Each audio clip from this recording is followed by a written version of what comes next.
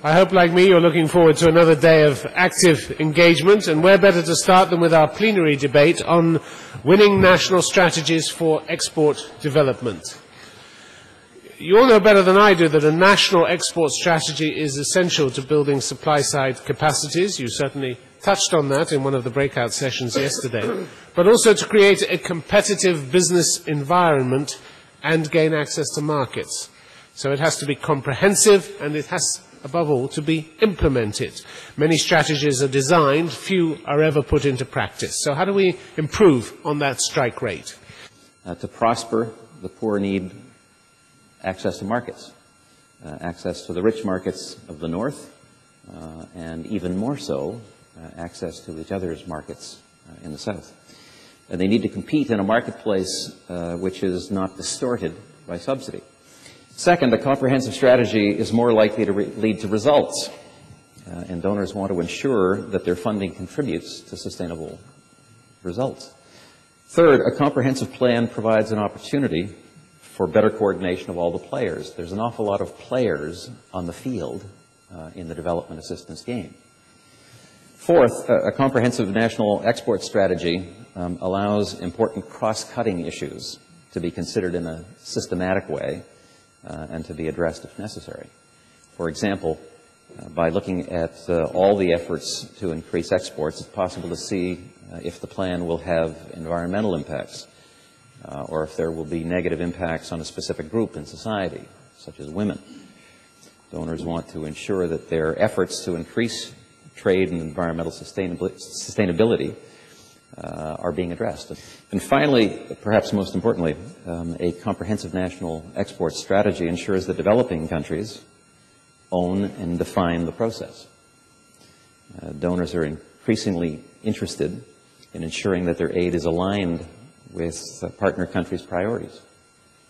Strategy is like a 1,000-watt bulb in a very dark room, a room which is cluttered with a lot of furniture or things like that, and if you ask to cross the room from one end to the other, without that bulb, you will end at the destination that you want to, which is the other end of the room, but you may end up bruised, you will be slow, you may have to apply your resources in different ways. But if you have that light available, you cross across the room with ease and efficiency. That exports is a national effort, and the success of exports is a national achievement. It is not something that either any of the ministries are able to take full kudos for, or the private sector, or anybody individually.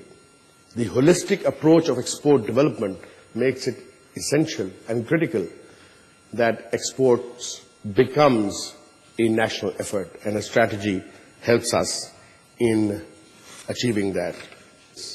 In the year 2000, our exports had stagnated at about $7.8 billion ever since the country came into being in 1947. The strategy that emerged was one in which product diversification, geographic diversification, and enhancement of market shares, development of the women entrepreneurship. Half of the country's population is female. The education level is now well over 40% in the urban areas. They are doctors, lawyers, etc., etc. But they are not a part of the economic value addition. So that was officially taken as a strategic input. The results, ladies and gentlemen, were quite happily received. Our exports have moved from 7.8 billion to about 17 billion. Having said that, 17 billion in this day and age is neither here nor there. So we're looking at a very, very significant growth. But the fact is that within these 8 years, the growth was 122% compared to the immediate previous 8 years, where the total growth was only 15%. The learnings are a few. In a holistic approach to export development, be careful of the turf wars. This is a new phenomenon, and I think we are all very enthused about export development as opposed to export promotion.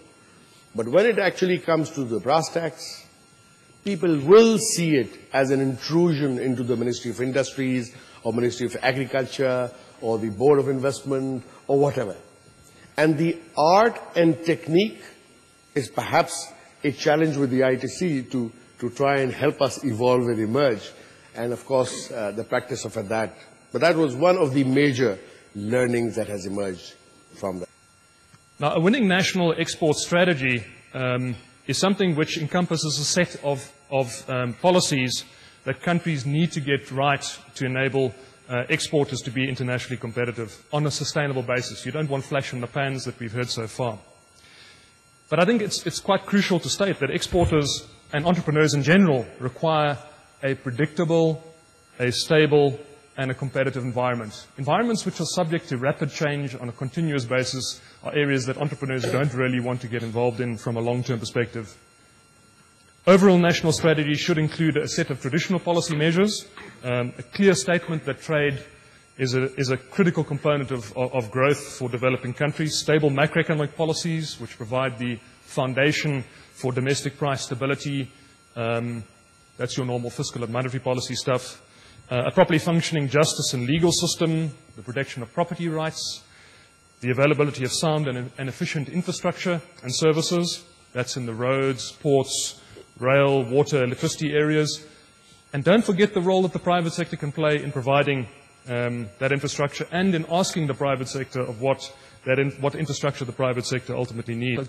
Governments really need to look at ways of promoting the knowledge economy and providing information and knowledge to entrepreneurs. As they say, knowledge is certainly power.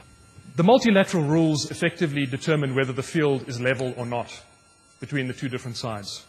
But it's the countries that determine whether their players are competitive or not.